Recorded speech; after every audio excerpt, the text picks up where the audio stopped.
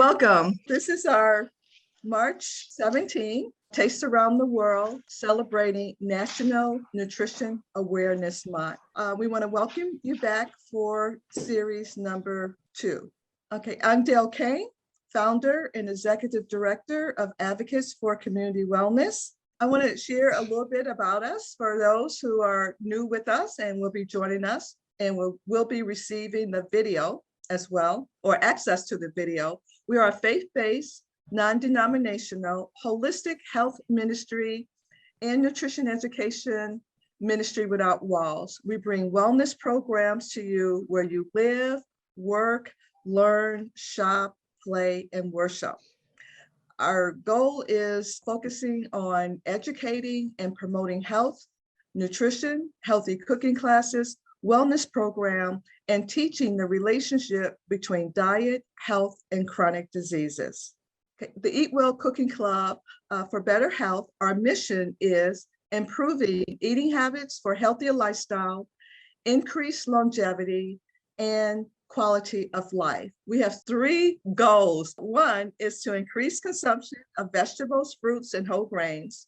2, to encourage a more nutrient-rich diet plan for better health, and to reduce risk factors of chronic diseases and illnesses through nutrition.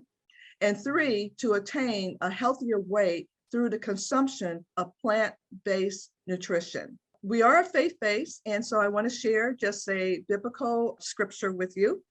And it comes from Jeremiah 33, verse 6, the King James Version. Behold, I will bring it health and cure.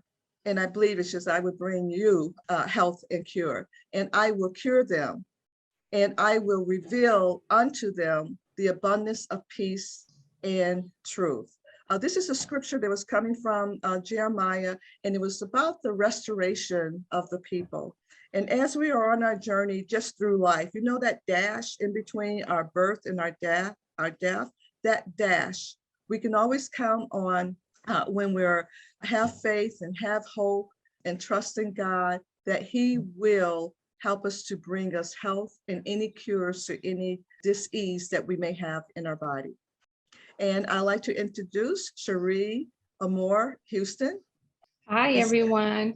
As mentioned, thank you, Dale. I am Cherie Amore Houston. I'm the Community Engagement Coordinator for Advocates for Community Wellness.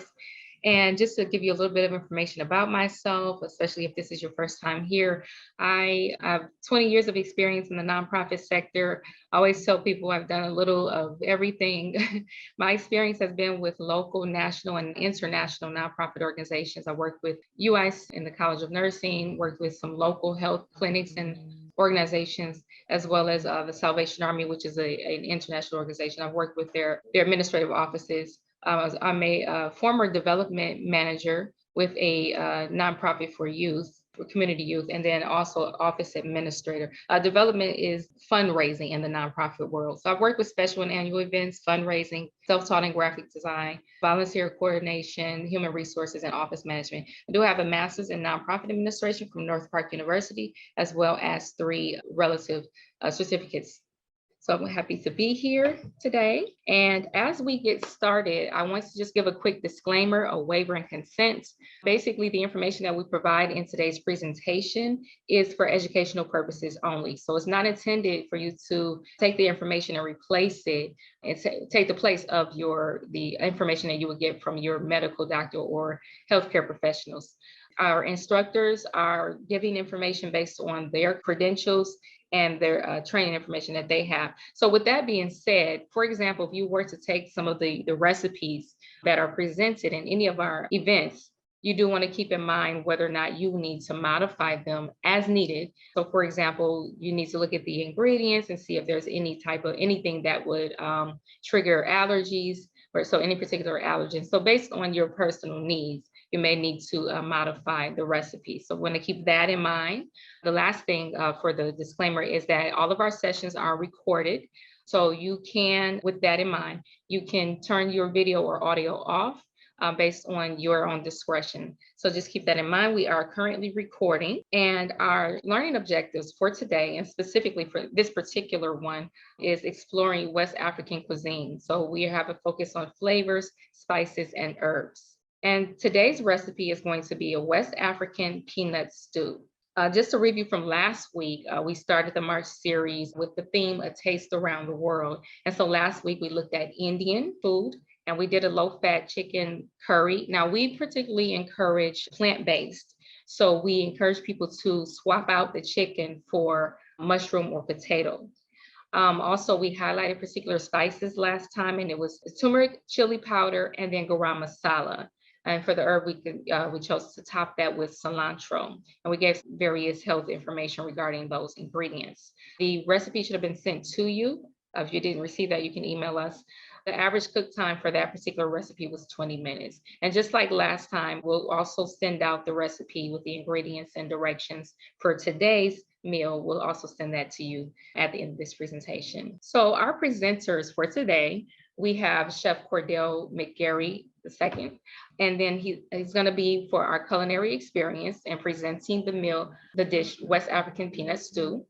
And then we also have Shirley Mims, who's going to give us mealtime discussion. So I want to let them get a chance to introduce themselves. I'm going to start with Shirley, and then Cordell is then going to introduce himself, and he'll go right into the culinary experience. So we'll start with Shirley. Are you on? But Shirley is our one of our board members, and as I mentioned, she's going to be doing our the mealtime discussion. So she's going to present some information on the different ingredients in terms of how it affects us in terms of the benefits to each of the different spices and flavors and herbs and things of that nature. Okay, so I'm gonna move on, and then when we get to her part, we'll give her another chance. Okay, so let's go to Cordell. And Cordell, if you want to go ahead and give us an introduction. Sure. Okay. Good morning, everyone. My name is Cordell McGarry of Eating Well with Chef Cordell Consulting.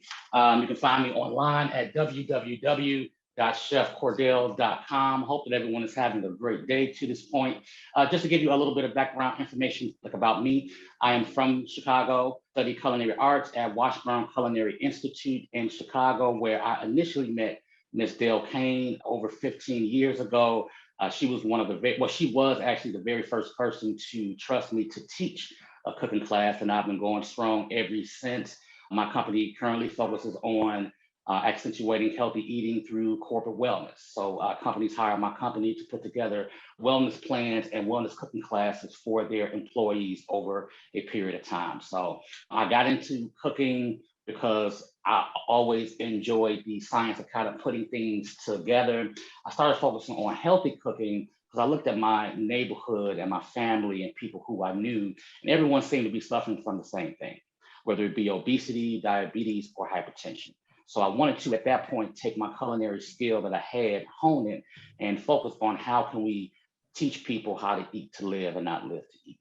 So that is my background, and that's what I do. All right, thank you. Sure. So we're gonna go ahead and get started with the culinary experience, and we're getting that prepared now. So what we're gonna do today is a West African peanut stew. I'm a big fan of African food. I heard that you guys did Indian food last time. I'm a big fan of that. I love the way that the spices all seem to come together, which is very similar to African food. So in this recipe, we're going to use about 2 tablespoons of peanut oil. Peanut oil is a very strong oil. It has what's called a really high smoke point. It has a very unique flavor, so you can use it interchangeably, but just understand that that flavor is a bit strong. We're going to use about 1 red onion chopped, about 2 garlic cloves minced, 2 tablespoons of chopped fresh ginger.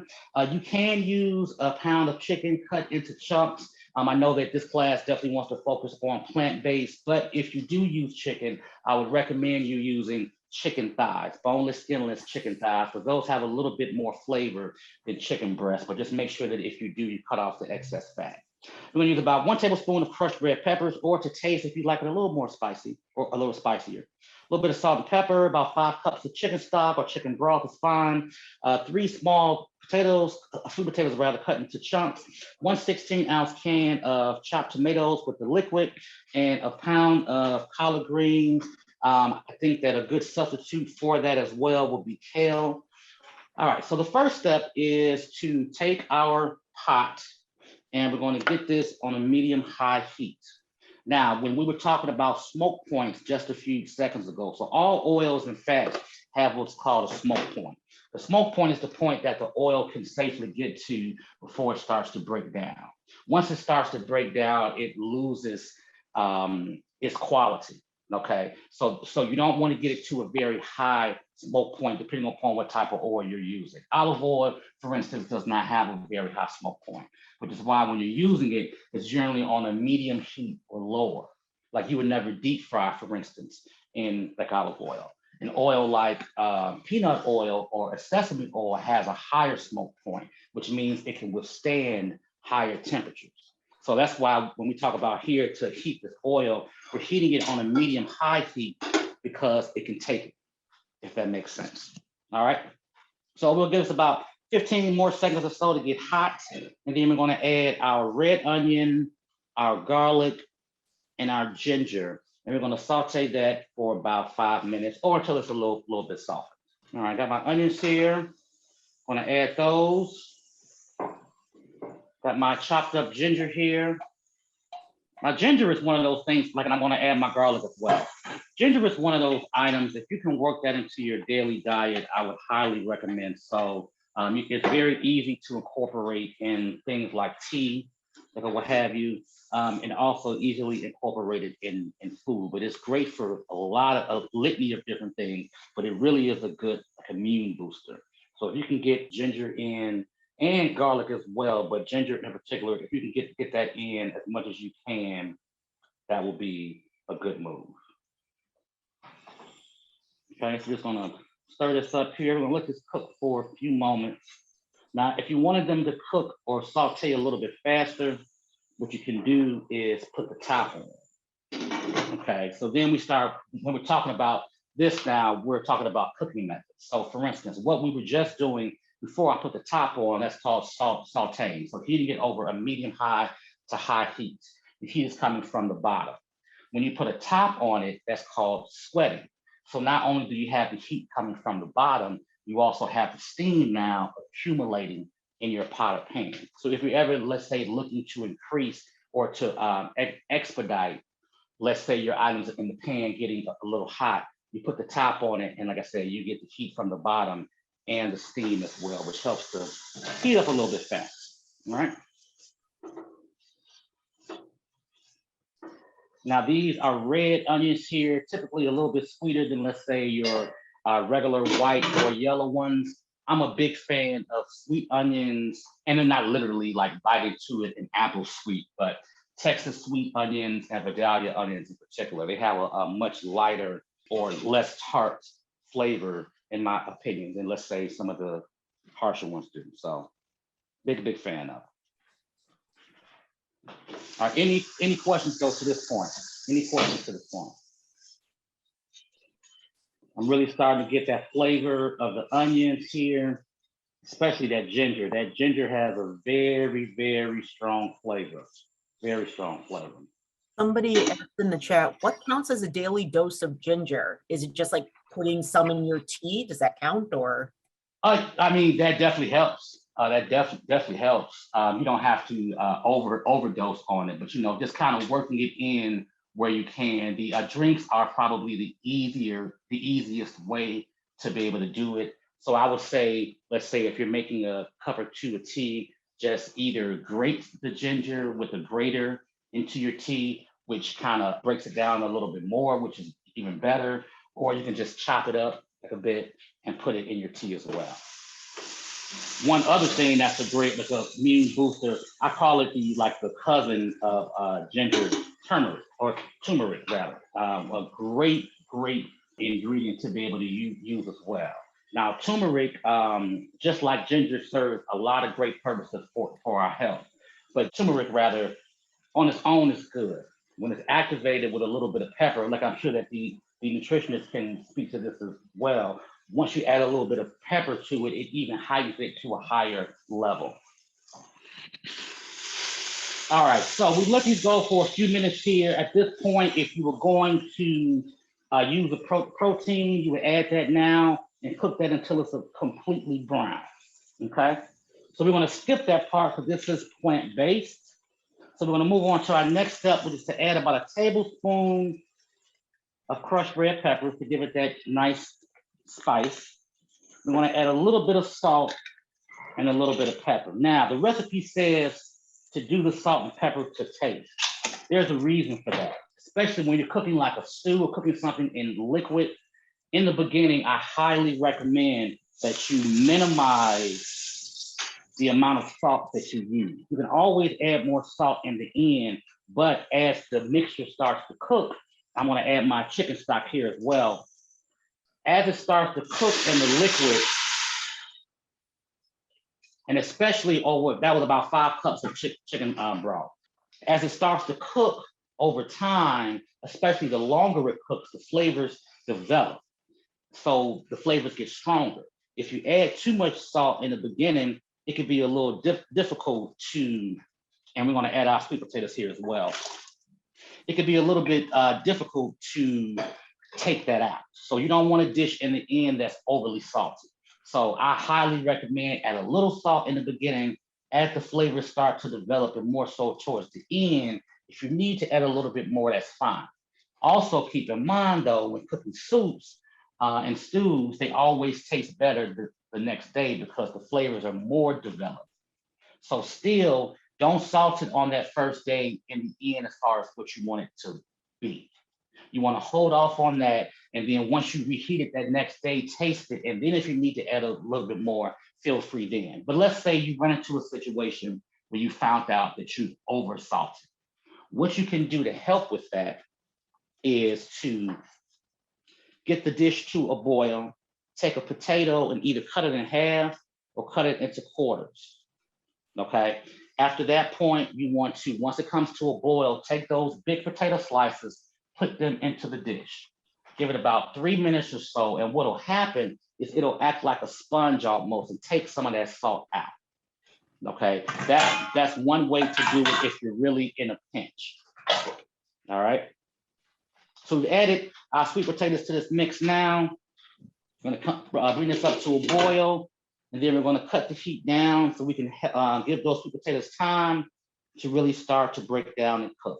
Now, the key with this, and then we'll kind of get into the health benefits of sweet potatoes. The key to this is when you're making this dish, you don't want to have huge sweet potato chunks because the bigger that they are, the longer it'll take for the dish to cook. Okay, mine are about, I would say no more than a ½ inch. Okay, and you kind of want to make sure that these sweet potatoes, as much as within reason, are about the same size, rather. Because when they're close to the same size, what happens is the dish tends to cook a little more evenly. If you have big sweet potatoes and small ones in there, of course, the smaller ones will be done first and the bigger ones will take long to cook, which may, in the end, once the bigger ones are cooked, the other ones may be more so mush. Okay. But any questions to this point? So again, this might be a dumb question. What's the main difference, like even nutrition wise, between sweet potatoes and just like the regular white potatoes? Well, sweet potatoes, and I'm sure that the nutritionists can definitely speak much more so in depth than I can. But from my knowledge, like for instance, sweet potatoes are probably the most nutritious potato like available. They have a lot of vitamin A, beta carotene. They're specifically good for certain types of cancers. With women, I know it works well with breast cancer, but for men in particular, it's fantastic for the prevention and the aiding in prostate cancer. So whereas white potatoes are good for what they are, nutrition-wise, it's not even close. And I'm sure that she would chime in on that too, but I don't think it's even close. Yes, this is Dale. That is correct. The more color that a food has within a category, say like potatoes, the more nutrient dense that it would be, meaning that it may have some of the same things in it, like vitamin A, it'll have ingredients like protein, it'll have the beta carotene, but it will have more of the contents of it within for foods that have color. And I'm gonna, when you ask that question, I was just thinking too, is that sweet potato may come from another region as well. It's like things are grown in different region. And so I'm gonna double check that. And I want to say that, but I'm gonna fact check myself. And I believe sweet potato actually comes from Africa. Yes, they do. As They well do. Yeah. as well as the yams. And so the yams, which is a little more deeper in color and shape, so they're going to have even more nutrition value in it, you know, and these are their ingredients that's in it that makes up what a potato is. So yeah, so that was a little when I wasn't absolutely sure, because over time I believe I read that in my studies, and I believe they do originated from that region, Africa. Yes, yams in particular. So a lot of the product that we get over here, we think our yams are not. Yams are definitely from Africa. Like I think a number last time I checked was over 95% of the yams are from that particular region. So, but just to piggyback off of what you said when you talked about the color, Dale is absolutely right. The more color on a basic level, the better for you. Now, what I will say is that, so for instance, each color of a produce item, whether it's a fruit or a vegetable, within it being that particular color has certain general health qualities. So for instance, when we're looking at, let's say, orange fruits and vegetables, they generally carry a good amount, like I said, of vitamin A, vitamin C, and potassium, which is good for our bones, what have you, and they help to prevent cancer, and certain ones help with heart disease as well. So that's, let's say, orange fruits and vegetables as a general category. But then within those particular vegetables that are orange or fruits that are orange, they also carry their own health benefits outside of the basic stuff that is associated with the color, if that makes sense. So let's say red fruits and vegetables are generally high in vitamin C. Now, my favorite ones, which are, let's say, green fruits and vegetables, those generally have a lot of cancer benefits, just generally very good for your health. So kale, we're talking about spinach, we're talking about broccoli. So each color means something, but then within the color, each fruit and vegetable has its own stuff too. All right. So we got this up to a boil here. I'm gonna cut this down for a simmer and let this go for a little bit longer. Now, if you want to take the lid off a little bit to help get off some of that steam, that's perfectly fine. And then here shortly, what we're going to do is we're going to add our tomatoes, we're going to add our green vegetable and our peanut butter to this soup. Okay. But any other questions to this point? That was a great question. Any other questions though to this point, please feel free to chime in. And whether it's about this particular recipe that we're cooking or about food in general, please feel free to ask. We'll let this go here for a few moments. I can really smell that ginger now. I can really smell it. All right, so we're going to fast forward here just a bit here. We're going to act as if our potatoes are nice and soft. Oh, we let it simmer for about 15 minutes. At this point, we're going to add our canned tomatoes, and you want to include those juices too. Okay, I'm going to use kale versus the collard, so I'm going to add my kale to this next. And then we're going to lastly add our peanut butter to the mix. I'm going to stir all that up, and then we're going to let that cook for a bit. Okay. Get my peanut butter here. The chunky peanut butter gives it a little more texture. Okay. Someone asked in the chat, can you use butter squash? Butternut squash, you mean? Butter squash, the vegetable. No, I said Butternut squash. Yes, it is. Right, butternut squash. Yes, I'm sorry. Yes. Oh no, that's fine. Yes, you definitely could. You definitely could. I mean, they are, I don't want to say that they're interchangeable, but because they're both very dense vegetables, the cooking time is similar. Oh, that looks good, Chef. Oh yeah. It smells good too. And- Once I can figure out how to do smell-o-vision, I'll be on to something. Okay. Or scratch and sniff screen, you know. I wish we could zoom in a little bit more. Next time, I'm sure that we won't have an issue with that. But I really wish that you can see all the beautiful colors that are in this. Because we got our red from the tomatoes, we got our orange from the sweet potato, we got our beautiful green. So once you start to cook it, those colors will start to pop a little bit more. So for instance, once green vegetables hit a liquid, they become a much brighter green, okay? So we'll let this go here for a little bit longer. I'm gonna cover this up here. And we'll let that cook for a little bit, okay? Now, I heard you guys talking about Indian food last week, and I'm not, like I know that you guys are definitely plant-based, and I'm not necessarily a big dairy fan, but I made some buttered chicken recently, and I substituted the yogurt, which I'm not a fan of at all, with coconut milk, or coconut cream, rather. And the flavor was slightly different, but if you're on that, or in that space rather, where you're dealing with Indian food, which does use a lot of dairy, especially yogurt in particular, and you want to kind of give things a dairy-free, but still comparable, one thing that you can use to substitute yogurt, I found out recently, was coconut cream. It's a little bit sweeter, definitely, but it's similar in texture, and it pretty much does what it's supposed to do. All right.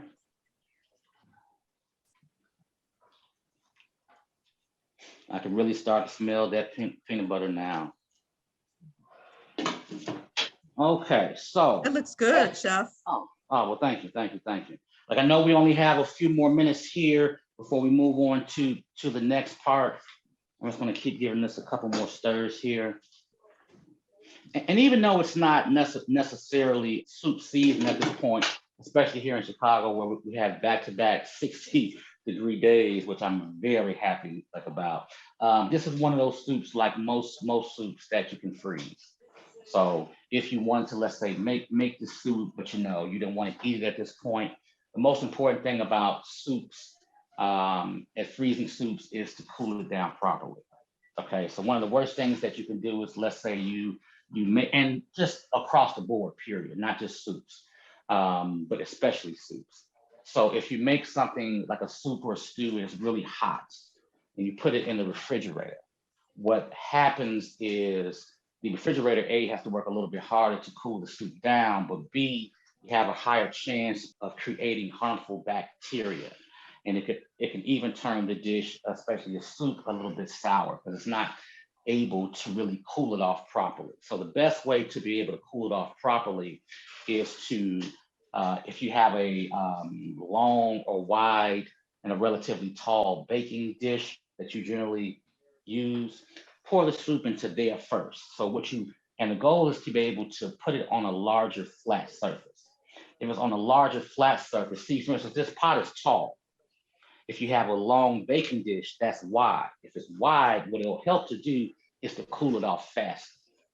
Okay, so for instance, when people cook rice, and that's probably the easiest way to explain it. When people cook rice, a lot of people mess it up and it ends up being mushy in the end. The problem is after they cook it, and if the instructions say to keep the top on for 5 minutes, follow the instruction. However, sometimes it doesn't call for that, and sometimes we keep the top on too long. So what's happening is a process called carryover cooking. Carryover cooking is when you start cooking something, and let's say you turn the heat off. So if the heat was at medium on a pot, it's cooking it at a medium pace.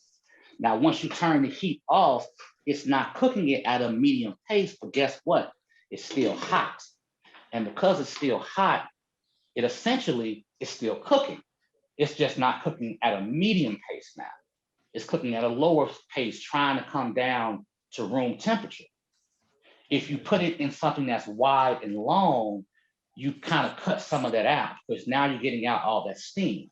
And what happens is when you leave the rice in the pan or the pot, you still got steam in there, and the steam has nowhere to go now. Because it has nowhere to go, it's going to keep cooking.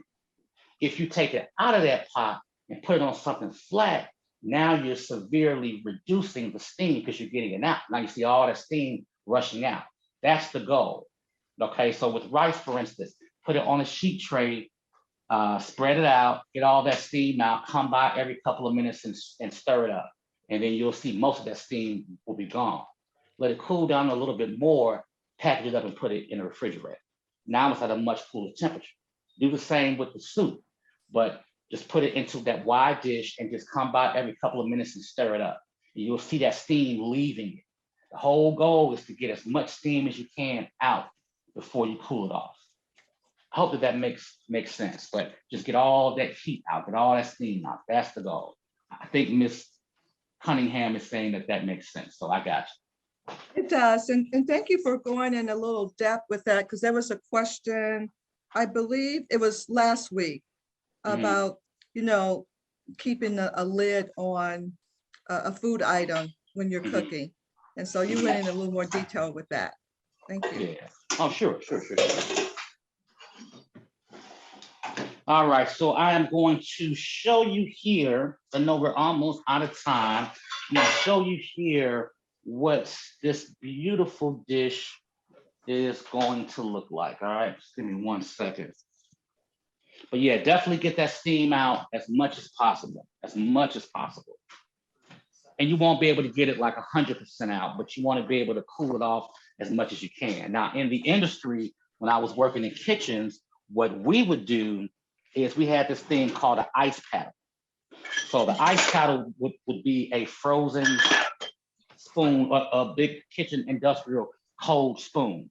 And what happens is after you lay it out flat, you run the cold spoon through it to be able to reduce the temperature as well. Oh, Okay. without watering it down with ice or something. Correct. So the paddle is not going to produce ice, like what had. So what I would do sometimes in a pinch, I would take 2 Ziploc bags, put one inside of the other, put ice on the inside bag, close them both up, put that into the dish, and kind of come by every couple minutes and stir it. And with the double bag just gives me a better feeling that the heat won't melt the bag, if that makes sense. So I put however many cubes of ice I want to put into the first bag, zip that up, put that bag in another Ziploc bag, and then place that in the dish and just kind of stir it like around. Okay. So that's helped me before when I was really in a pinch. Oh boy, this smells good. And it wish you guys it were looks close. good to me. I wish you guys were close so you can have a bowl of this wonderfulness, but this is the African peanut stew here. It's not a very thick dish because we didn't use any thickeners at all, like any flour, or we didn't use any cornstarch. Okay. But you could have. Yes. Or you could have taken maybe some of the sweet potatoes and puree it and make it a little more thicker. Correct. That could definitely work. Now, if you wanted to, let's say, create a means of thickening it, what you could do is one of two things. So two types of thickeners. Like, and I'm just keeping it off at this point because it captures too much at this point of the outside stuff. But there are two ways that you can thicken it. One way is called a slurry. What a slurry is it's a mixture of cornstarch and cold water. Okay. Generally, it's about 1/2 tablespoon per 1 cup of water, cold water. Mix it up, and you get your dish to a boil, and you slowly add that mixture up together. Slowly pour it in. Maybe pour in half first, stir it up, and it'll only take a minute or two, and you'll start to see how thick it's becoming. And then you can kind of dictate at that point if you want to add more. The more common way to do it is what's called a roux. A roux is a mixture of fats. That fat could be oil or it could be butter. Most commonly it's butter and flour. And it's generally a mixture of 50-50. If you want to go a little bit more flour, 60-40, that's okay. But it's generally a mixture of 50-50. Okay, so you get that hot, you kind of melt the butter, you stir in the flour, and you take that out of the pot or pan, let that cool off. You get your dish to a boil and you add pieces of the roux until it thickens up to your desired thickness. Okay, but the key with using the roux, you want to use a cold roux in a hot dish or vice versa. You don't want to use a hot roux in a hot dish because it won't thicken properly. So after you make your roux, put it off to the side. It doesn't have to be cold. You just don't want it to be hot. All right. Okay. So I hope that that helps. And I hope that you all are willing to check out this peanut stew. I know it smells delicious to me, and I can't wait to get my hooves into it. So Now, may I ask, Chef, I know it's a stew, but to make that more complete, we can add a grain to it, maybe as a base, or. oh yeah, definitely. My go-to grain base generally is brown rice. Couscous would definitely fit in more with the African theme though. Couscous would be a great addition to this. Well, actually, it would be good, but I think that the couscous would get a little bit lost in it. Where Yeah. if it's the rice, for instance, and either way is okay. If it's rice, it's definitely something hearty that can hold up and compete with the stew. If it's, let's say, a quinoa or let's say a couscous, it'll be there and you can taste it, but you know that the stew is going to overtake it, if that makes sense. Yes, it does. But it's so grainy and small. So yes. And thank you so much. I just want to add, with that recipe, it's considered to be a healthy meal when we add the grain. A healthy meal is having at least 3 food groups. So we have the peanut butter, which is considered to be a protein.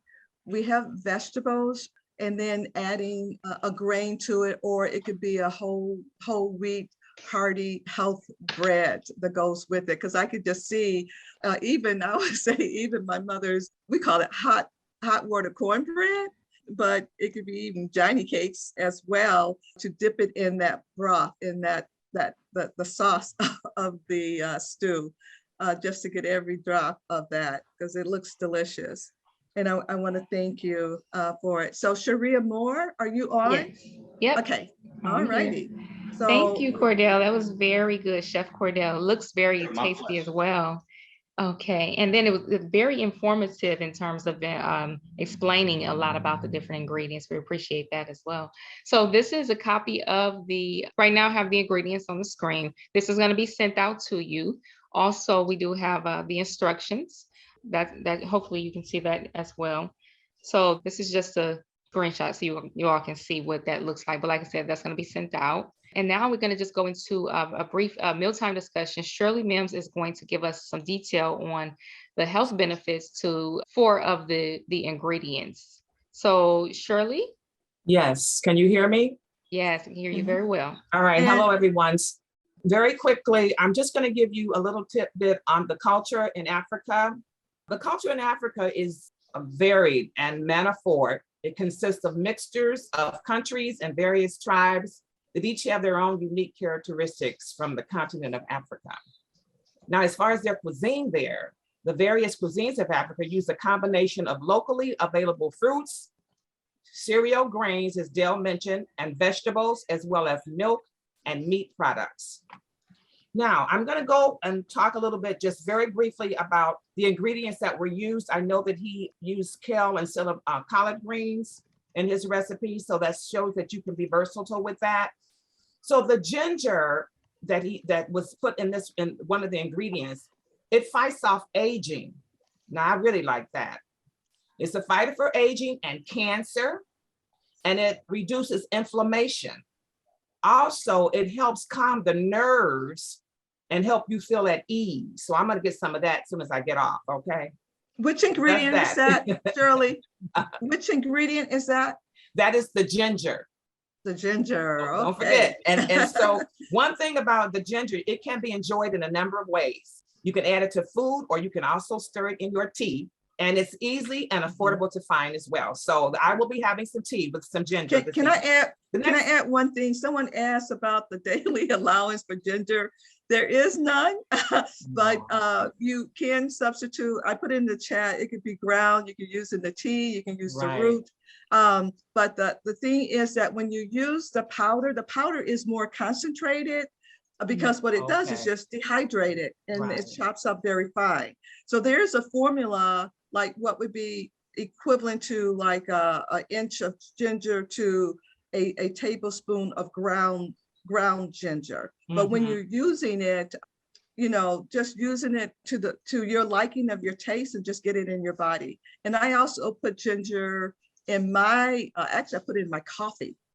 Someone said they put it in Oh, their tea. I use it in tea, but I put it in my coffee as well. Mhm. Dale, how do you think that would taste in like oatmeal? Oh, I put it in my I oatmeal. just thought about that. you know, my No, you kitchen is a steep it with the science onion lab. grounds. That's no, not the coffee. Not the coffee, Dale. Yes.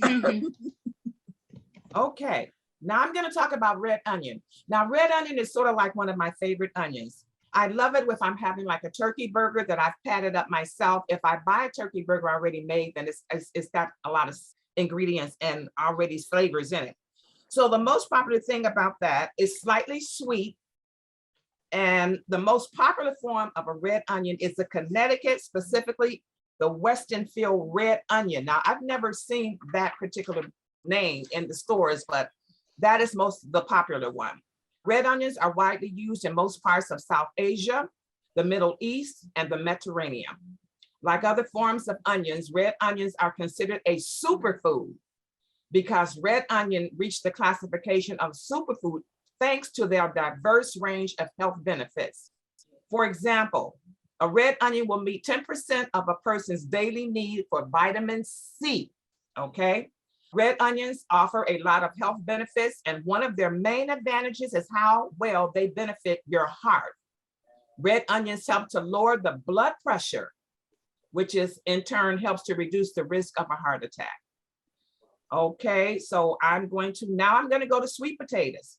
Now, I love sweet potatoes, and I fix mine on top of the stove. I just, do that, and they're very good. Now, the benefit of sweet potatoes, here's the thing. They're sweet, and it's a starchy root vegetable, and they are grown worldwide. They come in a variety of sizes and colors, including orange, white, and purple, and they are rich in vitamins, minerals, antioxidants, and fiber. Not to mention, they provide a number of health benefits and are easy to add to your diet. So sweet potatoes are a source of fiber, vitamins, and minerals. In general, especially the orange and purple varieties are rich in antioxidants and protect your body from free radicals. The free radicals are unstable molecules that can damage a DNA and trigger inflammation. So free radical damage has been linked to chronic illnesses like cancer, heart disease, and aging. Therefore, eating antioxidant-rich foods is good for your health. And so the final one is collard greens, which is one of my favorites. I know that he used the kale, but I love me some collard greens, okay? So the health benefit for this ingredient is a leafy green vegetable, a member of the Baskin genus of plant, like your broccoli, cabbage, and kale, which he used. And these plants are native to North America and have been a traditional part of the Southern American diet for hundreds of years. Just like the collard greens are packed with nutrition and provide many health benefits when eating regularly as part of your healthy diet.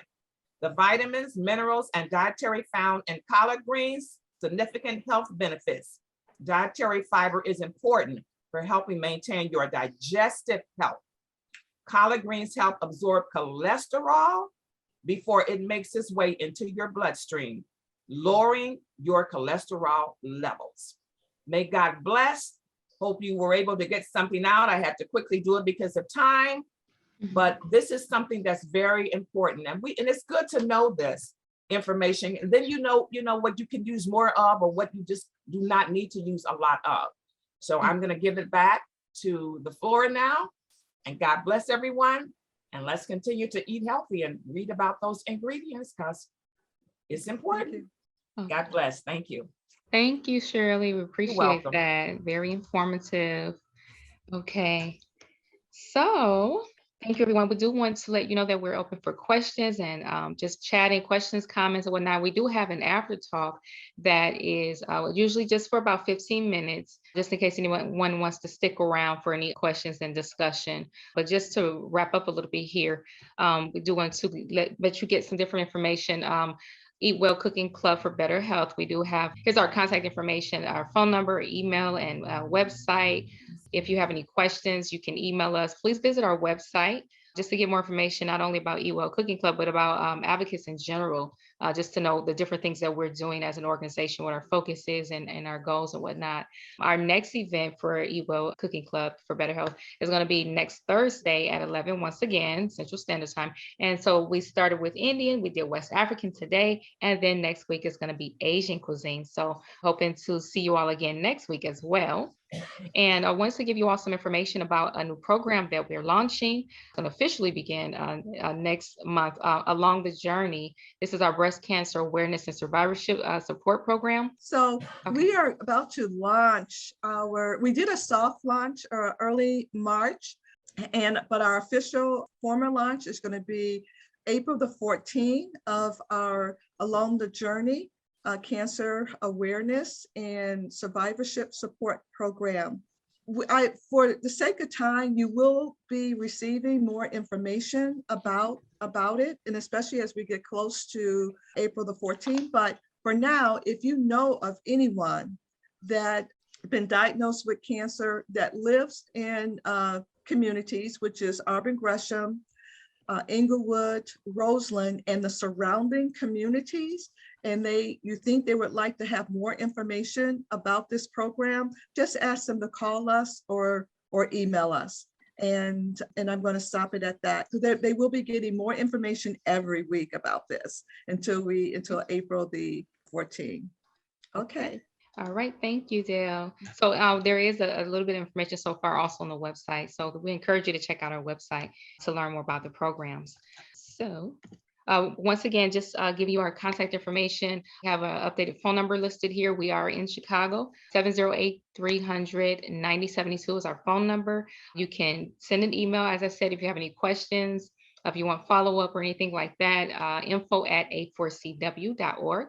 Once again, check out our website for information on the different programs, and also events are listed there as well. New programs will be listed as well, such as Along the Journey.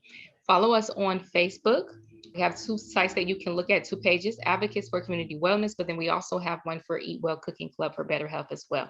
And then also we're on Instagram. So we do post information not only about events, but also just educational material as well. So it's very good to follow on social media. You can save those posts and you can reshare them as well.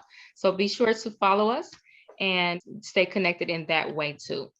So we do want to thank you for being with us today. We're officially wrapping up, but we do encourage you to stick around for the after talk. We do want to close out in a prayer though.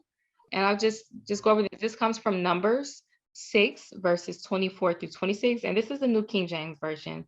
So just for those in need to be encouraging as well. So it says, Lord, in the name of Jesus, we pray and give thanks as we come to the end of this meeting. May the Lord bless you and keep you. The Lord make his face shine upon you and be gracious to you. The Lord lift up his countenance upon you and give you peace.